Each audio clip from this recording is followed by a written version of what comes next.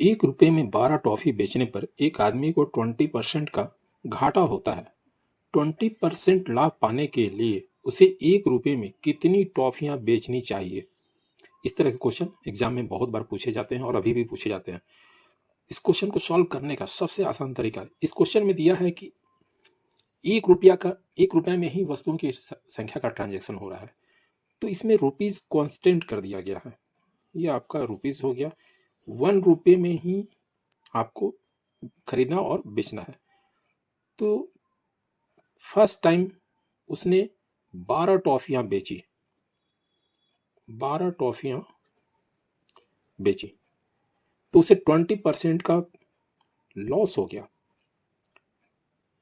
तो 20% प्रॉफिट प्राप्त करने के लिए, 20% प्रॉफिट गेन करने के लिए इसी 1 रुपया में, ये आपका 1 रुपीज, ये दोनों आपका कांस्टेंट है, तो 12 से कम बेचना है या ज़्यादा? तो सिंपल लॉजिक है।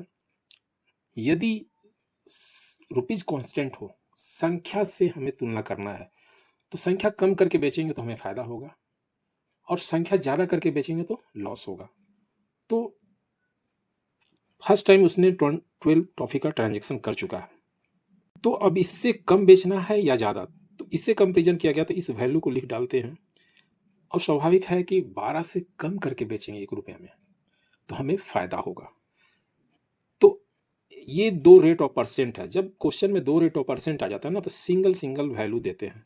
20% लॉस पर किसी का भी वैल्यू 80 हो जाता है और 20% प्रॉफिट पर किसी का वैल्यू 120 हो जाएगा। अब इन दोनों वैल्यू में देखते हैं कम कौन है, क्योंकि हम कम करके बेचेंगे संख्या, तभी हमें फायदा होगी। तो कम कौन है? तो 80। आने वाला वैल्यू कम होगा तो कम को ऊपर, ज़्यादा वाला अपने आप नीचे आ जाएगा। ये 10 टाइम्स में कट जाएगा, 0 0 कैंसिल हो गया 8, यानी 8 टॉफी वो दुकानदार 1 रुपये में 8 टॉफी बेचेगा तो उसे 20% का प्रॉफिट होगा। तो इस प्रश्न के अनुसार हमारा सही ऑप्शन बी होगा।